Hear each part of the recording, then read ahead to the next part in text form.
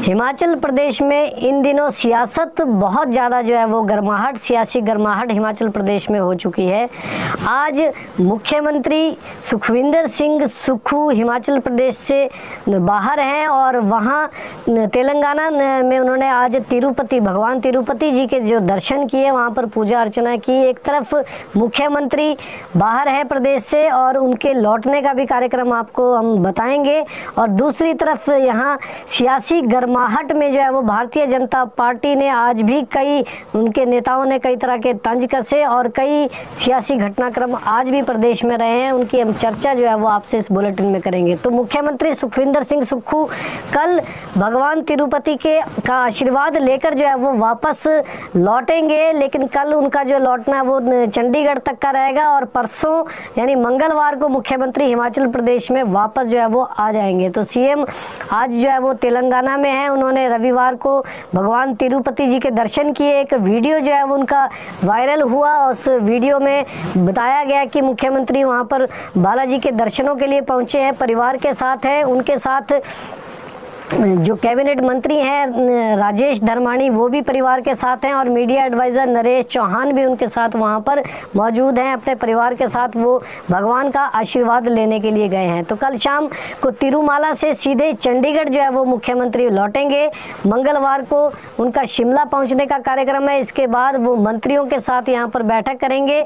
यहाँ पार्टी पदाधिकारियों और विधायकों के साथ भी उनकी बैठक रखी गई है। तो इस बैठक में कई तरह की चर्चाएं जो है यहाँ पर होंगी। अभी पिछले 3-4 दिन से मुख्यमंत्री जो है वो अपने निजी दौरे पर जो है वो बाहर गए हैं। हालांकि उन्होंने तेलंगाना में उनका पॉलिटिकल कार्यक्रम भी था, उसमें भी वो शामिल हुए हैं और उसके बाद अब परसों तक जो है वो वापस लौटेंगे। कल चंडीगढ़ उनका आने का जो है वो कार्यक्रम बताया गया है। तो इस तरह का मुख्यमंत्री का कार्यक्रम है।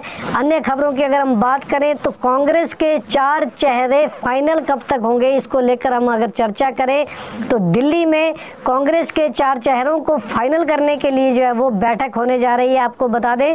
और अगले सप्ताह इस पर जो है वो मोहर लग जाएगी। वो 4 चेहरे कौन होंगे ये खुलासा जो है वो 4 तारीख को या फिर 6 तारीख को हो सकता है, क्योंकि जो CEC सेंट्रल इलेक्शन कमेटी की बैठक है वो दिल्ली में बुलाई गई है।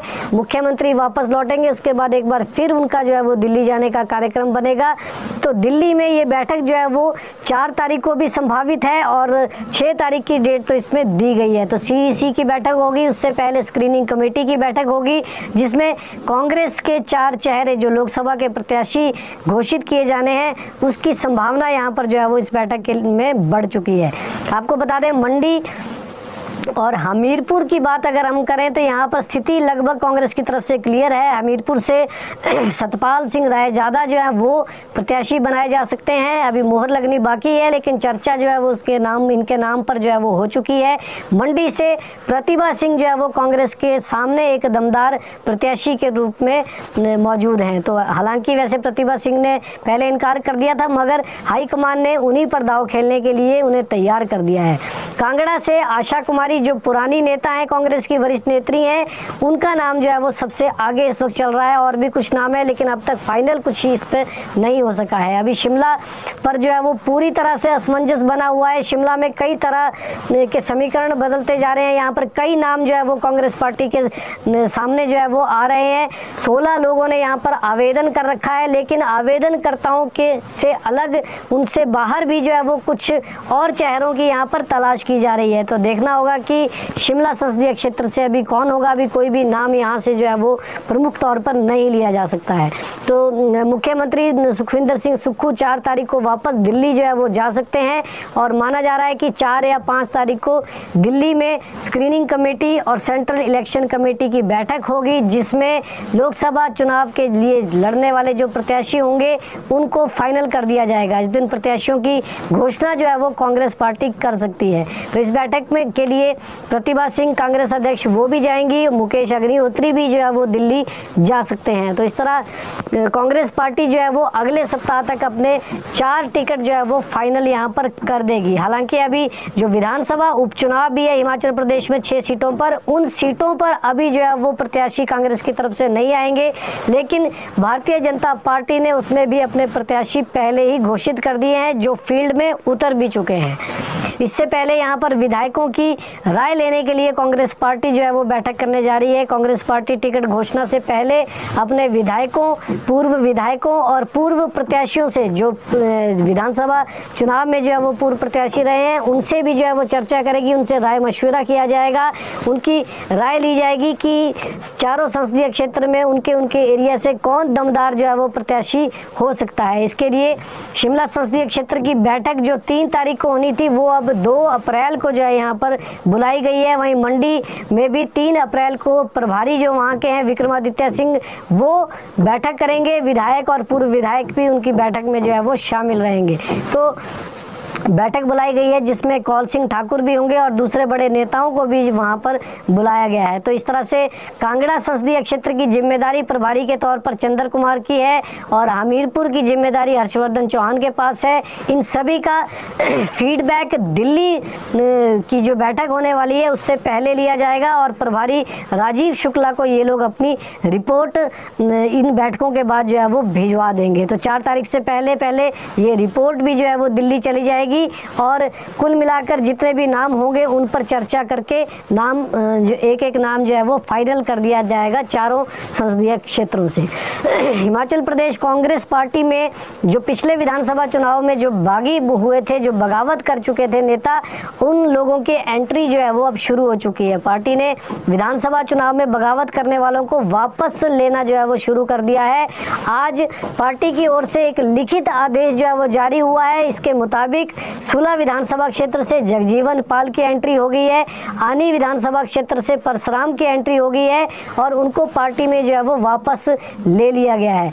इनके साथ साथ कुल्लू जिला के जो पूर्व जिला अध्यक्ष रहे हैं कांग्रेस के बुद्धि सिंह ठाकुर, उनकी भी वापसी जो है वो पार्टी में कर दी गई है। तो कुछ और लोगों को भी वापस लेने की तैयारी है कांग्रेस पार्टी में और इस संबंध में अनुशासन समिति की अध्यक्ष विप्लव ठाकुर को अपनी सिफारिशें देने के लिए कहा गया है। विप्लव ठाकुर के पास ऐसे कई नाम हैं उन नेताओं के जो विधानसभा चुनाव में जो है वो कांग्रेस से बगावत कर गए थे। कहीं किसी ने निर्दलीय चुनाव लड़ा, किसी ने उन निर्दलियों का जो है वो सहयोग किया है। तो ऐसे में उनकी वापसी, घर वापसी जो 6 साल बाद होनी थी वो अब इसी वक्त होनी शुरू हो गई है। उनको भी इस बात का बड़ा फायदा हुआ है कि लोकसभा के चुनाव में कांग्रेस पार्टी ने उन्हें जो है वो वापस यहाँ पर ले लिया है।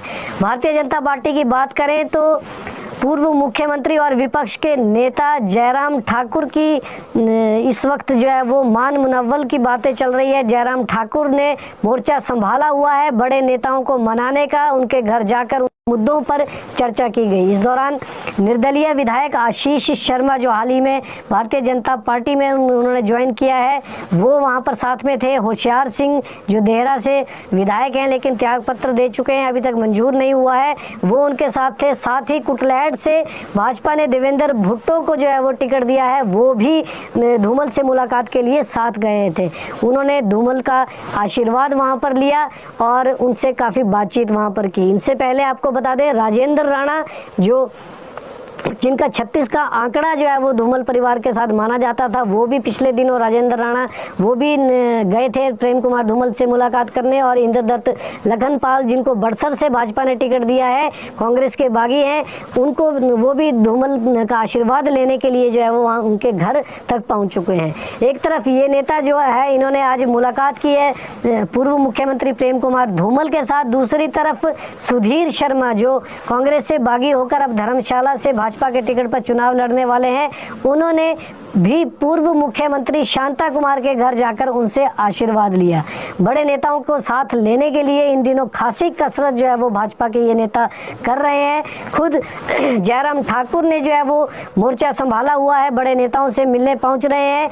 उन्होंने कई नेताओं को जो है वो उनके साथ मान मुनव्वल भी किया, उनको मना भी लिया है। पिछले कल वीरेंद्र कंवर जिनको कुटलैहड़ से टिकट भाजपा का नहीं मिल सका, उनके साथ भी मान मुनव्वल का दौर चला और वो भी भाजपा के साथ हो चुके हैं। तो ऐसे रूठे हुए नेताओं को मनाने के लिए खुद जयराम ठाकुर फील्ड में उतरे हुए हैं और सभी को मनाकर साथ लेकर आगे चलने की रणनीति पर जो है वो काम कर रहे हैं। एक तरफ जयराम ठाकुर लगे हैं, दूसरी तरफ भाजपा के प्रदेशाध्यक्ष डॉक्टर राजीव बिंदल भी इसी उद्देश्य में जुटे हुए हैं वो भी जगह जगह जा रहे हैं और रूठे हुए नेताओं को जो है वो मनाने की कोशिशें कर रहे हैं। तो ये कवायद जो है वो भारतीय जनता पार्टी की कितनी सफल होती है, इन नेताओं की कसरत ये कितनी कामयाब होती है, ये आने वाला समय बताएगा। आज नेता प्रतिपक्ष जयराम ठाकुर ने कंगना रनौत जो बॉलीवुड की अभिनेत्री हैं और भारतीय जनता पार्टी की प्रत्याशी हैं मंडी संसदीय क्षेत्र से, उनसे भी मुलाकात की। नेता प्रतिपक्ष आज मंडी संसदीय क्षेत्र के की प्रत्याशी कंगना रनौत के जो है वो घर पर गए, उनके घर पे जाकर उन्होंने मुलाकात की। इस दौरान कंगना ने उनका स्वागत वहां पर किया और कई मुद्दों पर जो है वो इन दोनों नेताओं की चर्चा हुई। इसके बाद पूर्व मुख्यमंत्री जयराम ठाकुर वो हमीरपुर के लिए जो है वो निकल गए। तो जयराम ठाकुर ने कंगना को टिकट मिलने की बधाई दी और शुभकामनाएं दी और प्रचार अभियान की रूपरेखा को लेकर जो है वो इन दोनों नेताओं के बीच में चर्चा हुई है। इस दौरान उनके साथ स्थानीय विधायक दिलीप ठाकुर भी जो है वो मौजूद रहे। तो इस तरह से ये कांग्रेस और भाजपा की जो राजनीतिक गतिविधियां हिमाचल प्रदेश में चल रही है, ये उस पर एक रिपोर्ट थी। आज क्या कुछ खास हुआ है इसकी जानकारी हमने आपको दी। अन्य खबरों की बात करें तो कर्मचारियों को कल से वित्तीय लाभ मिलेंगे। सरकार ने बजट में घोषणा की है कि 1 अप्रैल को वेतन के साथ कर्मचारियों को डीए का लाभ भी मिल जाएगा। मार्च महीने से उनके लिए डीए घोषित किया गया है। हालांकि इसका एरियर जो है वो अभी तक फाइनल नहीं हुआ है, जिसकी अधिसूचना नहीं हो सकी। एक बार अधिसूचना होने के बाद उसको वापस ले लिया गया था, तो एरियर पे अभी असमंजस है। लेकिन डीए की किस्त जो है वो अब कल जो वेतन मिलेगा कर्मचारियों को उसके साथ मिल जाएगी। ये 4% डीए की किस्त है। वेतनमान के एरियर का फार्मूला जो है वो अभी तक डिसाइड नहीं हुआ है। अभी छठा वेतनमान जो है उसका भी एरियर कर्मचारियों को दिया जाना है, उसके लिए फिलहाल जो है वो इंतजार करना पड़ेगा। लेकिन जो पेंशनर है, सेवानिवृत्त कर्मचारी हैं प्रदेश के, उन्हें लीव इनकैशमेंट, ग्रेच्युटी के लाभ जो है वो मिलने कल से शुरू हो जाएंगे। उनके खाते में कल ज़्यादा पैसा आएगा। लीव इनकैशमेंट और पेंशन की ग्रेच्युटी का जो पैसा है वो इन सेवानिवृत्त कर्मचारियों को कल से मिल जाएगा। तो इस तरह से कई बड़े ऐलान जो है वो बजट में किए गए थे, जो कि 1 अप्रैल से लागू होने वाले हैं। हिमाचल प्रदेश में शराब और बिजली का जो है वो नया रेट लागू हो जाएगा। 1 अप्रैल से प्रदेश में शराब और बिजली के नए रेट लागू करने की अधिसूचना पहले ही जारी हो चुकी है। शराब के दामों में कुछ बढ़ोतरी जो है वो प्रदेश में हो सकती है, लेकिन बिजली के दामों पर सरकार जो है उपभोक्ताओं को सब्सिडी देगी। इससे आम उपभोक्ताओं को राहत रहेगी। लेकिन नई दरें जो है वो उन पर भी लागू कर दी जाएंगी जो नियामक आयोग ने जारी की है। तो नई दरें लागू होंगी, लेकिन जो उपभोक्ता हैं उन्हें ज़्यादा पैसा नहीं देना पड़ेगा। सरकार उनके तरफ से सब्सिडी जो है वो वहन करेगी। वहीं दूसरी तरफ प्रदेश की जो महिलाएं हैं उन्हें अभी 1500 रुपये जो सरकार, कांग्रेस सरकार की घोषणा है उसके मुताबिक अभी 1500 मिलने का इंतजार करना पड़ेगा, क्योंकि मासिक रूप से ये 1500 रुपये देने की घोषणा तो सरकार ने कर दी। इसकी प्रक्रिया भी शुरू हो गई और इसमें जो सामाजिक न्याय विभाग के जिला कल्याण अधिकारी, तहसील कल्याण अधिकारी हैं, उनके कार्यालय में लाखों फार्म भी महिलाओं ने भर दिए हैं, परंतु इसके बाद इस पर अभी चुनाव आचार संहिता लागू होने के चलते जो है वो रोक लगी है। तो इस वायदे को पूरा करने में अभी थोड़ा समय लगेगा। 1 अप्रैल से इसे लागू नहीं किया जा सकता है, क्योंकि चुनाव आयोग की रोक इस पर लगी हुई है। ऐसे में अभी महिलाओं को जो है वो आचार संहिता खत्म होने का इंतजार करना ही होगा। लगभग 5 लाख महिलाओं को इस लाभ को जो है वो दिया जाना है, जिस पर सरकार ने 887 करोड़ रुपए खर्च करने की मंजूरी पहले ही दे दी थी, मगर आचार संहिता के चलते अब ये मामला रुक गया है। वहीं 1 अप्रैल से सफ़र जो है वो महंगा हो जाएगा। नेशनल हाईवेज पर कालका शिमला नेशनल हाईवे 5 पर व्यावसायिक वाहनों में सफ़र करना जो है वो महंगा होगा। कल से यानी 1 अप्रैल मध्य रात्रि से, आज रात से ही सनवारा टोल प्लाजा पर बढ़ी हुई दरों से शुल्क वसूला जाएगा। लेकिन ये अन्य वाहनों के लिए नहीं है, ये कमर्शियल वाहन जितने भी हैं उनका टैक्स जो है वो बढ़ रहा है। तो राहत की बात यह है कि इस बार कार, जीप, वैन और लाइट मोटर व्हीकल जो है उनका शुल्क नहीं बढ़ाया गया है। कमर्शियल वाहनों के शुल्क में 5 से 10 रुपए तक की वृद्धि की गई है। इसको लेकर राष्ट्रीय राजमार्ग प्राधिकरण की ओर से अधिसूचना जारी कर दी गई है।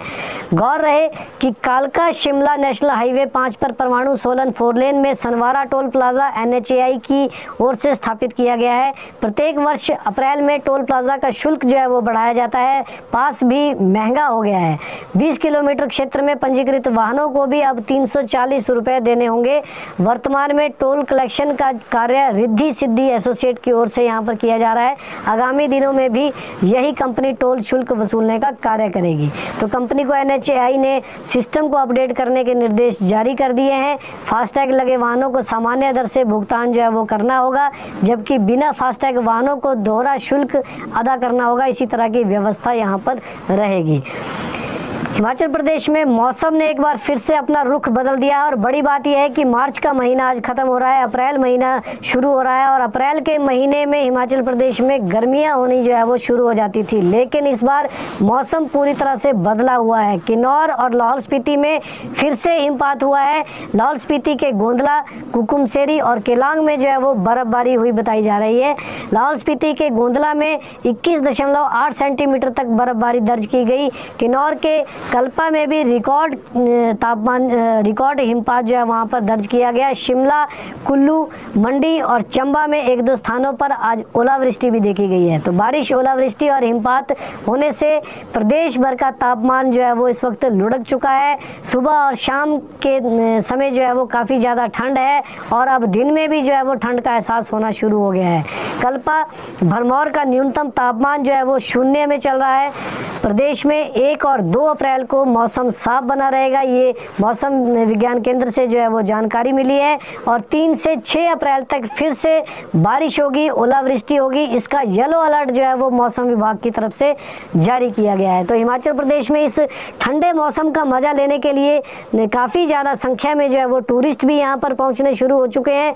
टूरिस्ट को उम्मीद है कि कहीं अप्रैल के महीने में भी शिमला या कहीं अन्य ऊंचाई वाले क्षेत्रों में जो है वो बर्फबारी हो जाए और बर्फ देखने के लिहाज से वो लोग यहाँ पर पहुँच रहे हैं। लेकिन मैदानी इलाकों में जिस तरह से दूसरे राज्यों में गर्मी का मौसम है, उसकी अपेक्षा जो है वो शिमला या हिमाचल प्रदेश के अन्य क्षेत्रों में ठंड का एहसास यहाँ पर हो रहा है, जिसका पूरा मजा लेने के लिए यहाँ पर लोग, सैलानी जो है वो लगातार पहुँचने लगे हैं। तो शिमला की बात करें तो शिमला में काफ़ी ज़्यादा संख्या में टूरिस्ट इस वक्त पहुँचा हुआ है।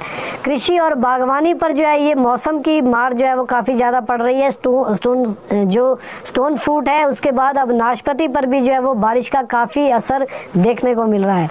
नाशपाती के पौधों में फ्लावरिंग का क्रम जो है वो चल रहा है। बारिश, ओलावृष्टि, ठंड से सेटिंग पूरी तरह से प्रभावित होने का खतरा बना हुआ है। कम ऊंचाई वाले क्षेत्रों में सेब के पौधों में पिंक स्टेज जो है वो शुरू हो चुकी है। बारिश, ठंड जो है वो सेब की फ्लावरिंग के लिए इस वक्त नुकसानदायक है। तो बागवानों की चिंता जो है वो काफ़ी ज़्यादा बढ़ चुकी है, क्योंकि स्टोन फ्रूट और जो दूसरे फल हैं उनके लिए ये मौसम जो है वो फिलहाल बिल्कुल भी ठीक नहीं है।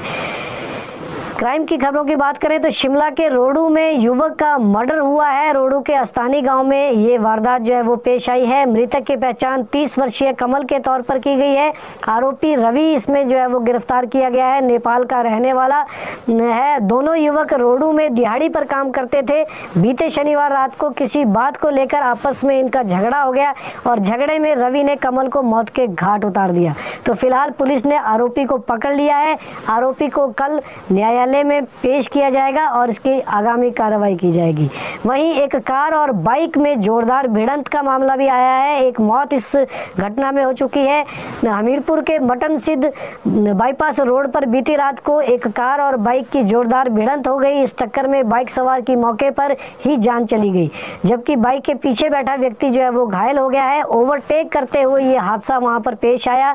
मृतक की पहचान मुकेश कुमार, जिसकी उम्र जो है वो 45 वर्ष है, निवासी है वो गांव बगाटी का, हमीरपुर का रहने वाला है। और SHO हमीरपुर हरीश गुलेरिया ने बताया है कि बीती रात मटन सिद्ध बाईपास पर ये हादसा पेश आया। उन्होंने बताया कि मृतक का पोस्टमार्टम आज हमीरपुर मेडिकल कॉलेज में करवाया जाएगा और मामला दर्ज कर इसकी जो है वो छानबीन आगे की जा रही है। तो इस तरह का एक हादसा हुआ है, ये हमीरपुर जिला के तहत ये हादसा हुआ जिसमें एक व्यक्ति की जान चली गई है।